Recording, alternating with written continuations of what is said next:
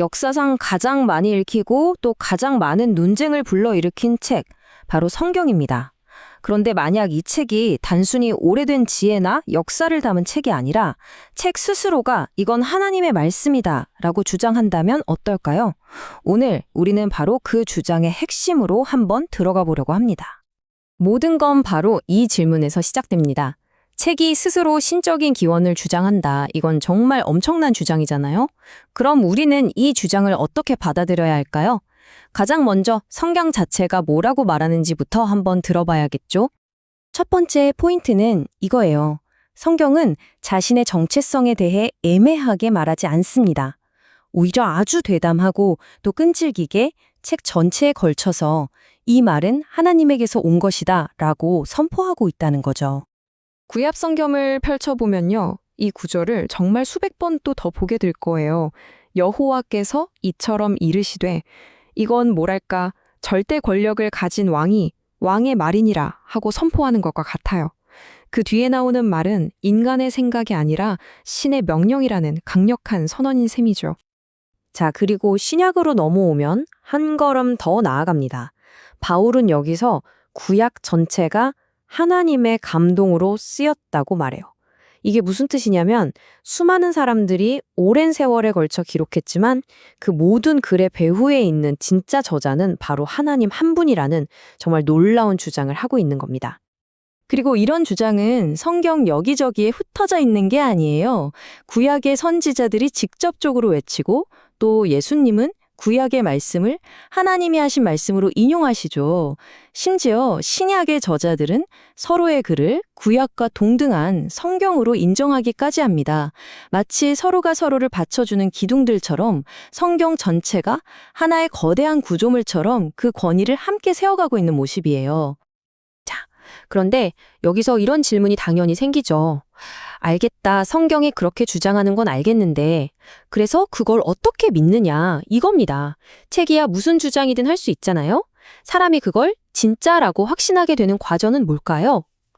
여기에 대해 자료는 단순한 지적 동의를 넘어서는 답을 제시합니다. 여기서 등장하는 핵심 개념이 바로 자증성, 스스로 증명한다는 뜻입니다. 이게 좀 어렵게 들릴 수 있는데 이렇게 한번 생각해 보죠. 우리가 어떤 음악을 듣고 깊은 감동을 받을 때 그 감동이 진짜라는 걸 증명하기 위해 악보를 분석하거나 음악 이론을 동원하진 않잖아요. 그냥 그 음악 자체가 우리에게 직접 말을 거는 거죠.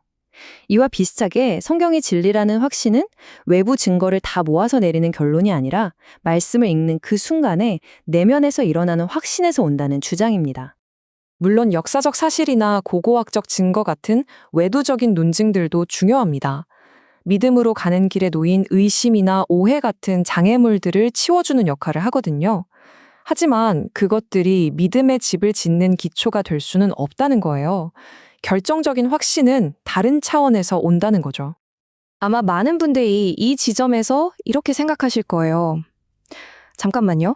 성경이 진리인 이유는 읽을 때 성령이 알려주기 때문이고 그 성령의 증거를 믿는 이유는 성경이 진리이기 때문이다? 이거 그냥 돌고 도는 얘기, 즉 순한 논증 아닌가요?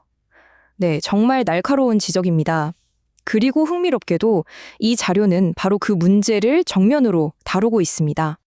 여기서 제시하는 답변이 아주 대담하고 흥미롭습니다. 맞다. 이건 순환적이다. 그런데 그건 성경만의 문제가 아니라 세상의 모든 궁극적인 권위가 가진 본질적인 특징이다 라는 거예요.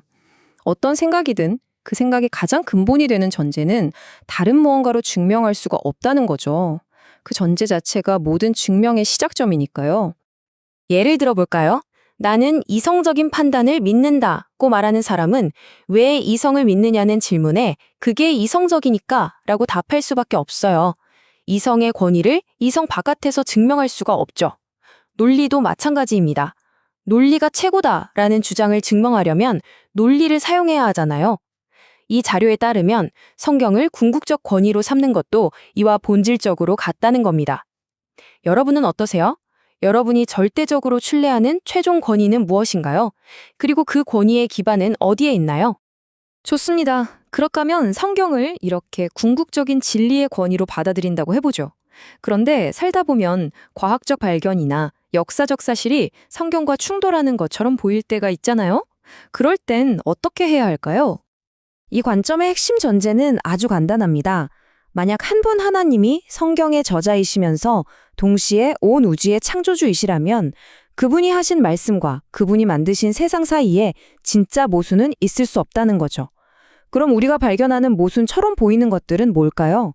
그건 성경이 틀렸거나 과학이 틀렸거나가 아니라 우리가 성경을 잘못 해석했거나 과학 데이터를 잘못 이해했거나 아니면 둘 다의 가능성이 높다는 결론에 이르게 됩니다. 그래서 이 접근법은 새로운 과학적 발견을 위협으로 여기지 않아요. 오히려 우리가 성경을 잘못 이해하고 있었나? 하고 우리 자신을 돌아볼 기회로 삼는 거죠. 새로운 데이터를 가지고 성경으로 돌아가서 우리가 이 본문을 너무 문자적으로만 혹은 너무 좁게만 해석해온 건 아닐까? 하고 다시 질문을 던지는 겁니다. 이건 그냥 이론이 아니고요. 실제로 역사 속에서 계속 일어났던 일입니다.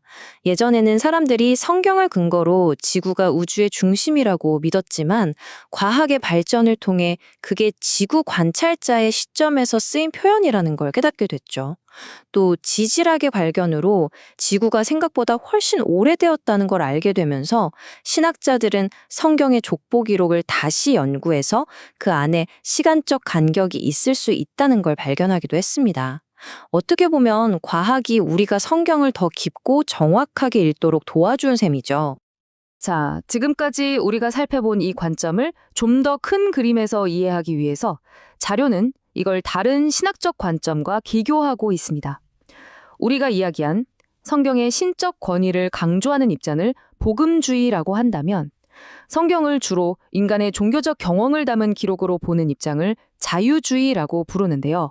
이 둘이 얼마나 다른지 한번 보시죠. 이 표를 보면 정말 명확해지죠? 성경을 어떻게 보느냐의 문제가 그냥 학문적인 견해 차이가 아니라는 겁니다. 성경을 하나님의 말씀으로 보느냐, 아니면 인간의 기록으로 보느냐에 따라서 하나님은 어떤 분인지, 예수는 누구인지, 그리고 구원이란 무엇인지까지 모든 핵심적인 믿음이 완전히 달라집니다. 마치 첫 번째 도미노가 어느 방향으로 쓰러지느냐에 따라 모든 결과가 결정되는 것과 같아요. 결국 이 모든 논의는 이 근본적인 질문 하나로 돌아옵니다. 과연 하나의 책이 그 자체가 모든 진리의 최종 권위가 될 수 있을까요? 이것은 단순히 성경에 대한 질문이 아니라 지식과 믿음, 그리고 진리의 본질에 대한 질문이기도 합니다.